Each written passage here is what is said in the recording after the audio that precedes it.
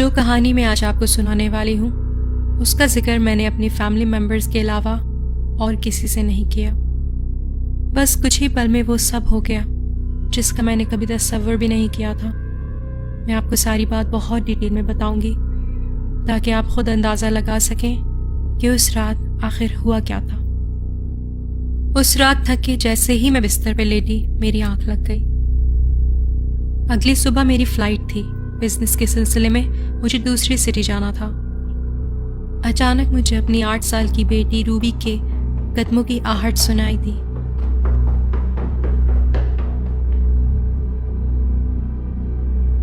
आज नहीं रूबी।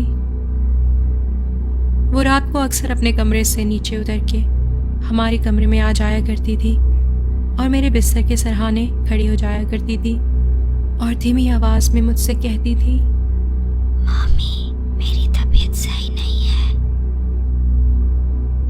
वो कभी भी अपने अब्बू को नहीं उठाती थी क्योंकि उसे मालूम था कि वो उसकी बात नहीं मानेंगे कि वो अगले दिन स्कूल से छुट्टी कर ले। थकन के मारे मेरी हालत ख़राब थी और मैंने हिम्मत करके रूबी से पूछना शुरू किया कि आखिर आज कौन सा नया मसला है। रूबी, क्या तुम्हारे सर में दर्द है? क्या तुम्हारे पेट में दर्द है? क्या तुम्हें बुखार है? क्या तुम्हें सर्दी लग रही है? कोई जवाब नहीं आया। हिम्मत करके मैं उठ के बैठी और अपनी घड़ी की तरफ देखा। मैंने लाइट जलाना तो मुनासिब नहीं समझा, हालांकि मेरे हस्बैंड की नींद इतनी पक्की है कि अगर उनके आगे कोई ढोल भी बजाए तो वो ना उठे। रूबी, बोलो क्या मसला है? चलो रूबी, मेरे साथ आओ, मैं तुम्हें वापस बिस्तर पे ले चलूं।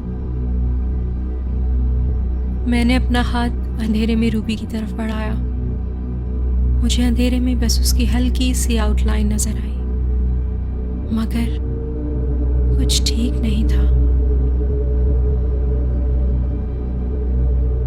हालांकि मेरे कमरे में बहुत अंधेरा था, मगर जो बच्ची मेरे सामने खड़ी थी वो उस कमरे की डार्कनेस से भी कई ज़्यादा डार्क लग रही थी। उसका कद बिल्कुल रूबी के ही कद जितना था और उसने सेम वही कपड़े पहने हुए थे जो बिस्तर पे जाने से पहले मैंने रूबी को पहनाए थे, मगर उस बच्ची के हाथ बहुत दुबले थे और उसकी आंखें जैसे उन आंखों में कोई जिंदगी ही ना हो, सिर्फ अंधेरा था। ये मेरी रूबी तो नहीं हो सकती। क्या ये कोई और बच्चा है जो भूले से हमारे घर में आ गया है? अपनी आंखें उसी पर जमाए मैंने अपने हस्बैंड को उठाने की कोशिश की, जो कि हमारे किंग साइज बेड के बिल्कुल कोने पे लेटे हुए थे, और मैं हाथ बढ़ा के भी उनको छू नहीं पा रही थी, मगर मैं अपनी नजरें उस बच्ची से हटाना नहीं चाहती थी। टॉम, उठो। टॉम, प्लीज उठो, हमारे घर में कोई है। टॉम, उठो।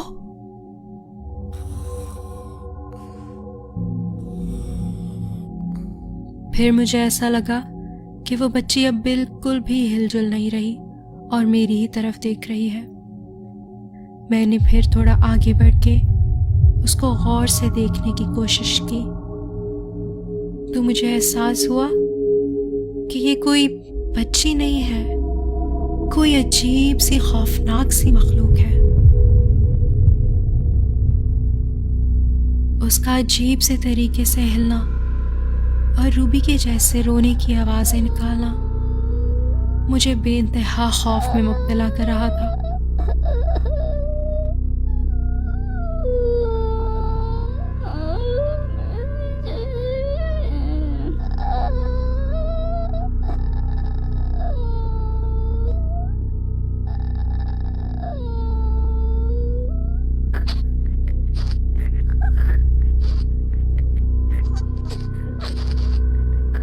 मेरा पूरा जिस्म खौफ से कांप रहा था, मगर मेरा जहन बार बार मुझे यह एहसास दिला रहा था कि यह हकीकत तो नहीं हो सकती, ये ज़रूर कोई ख्वाब है, एक भयानक ख्वाब।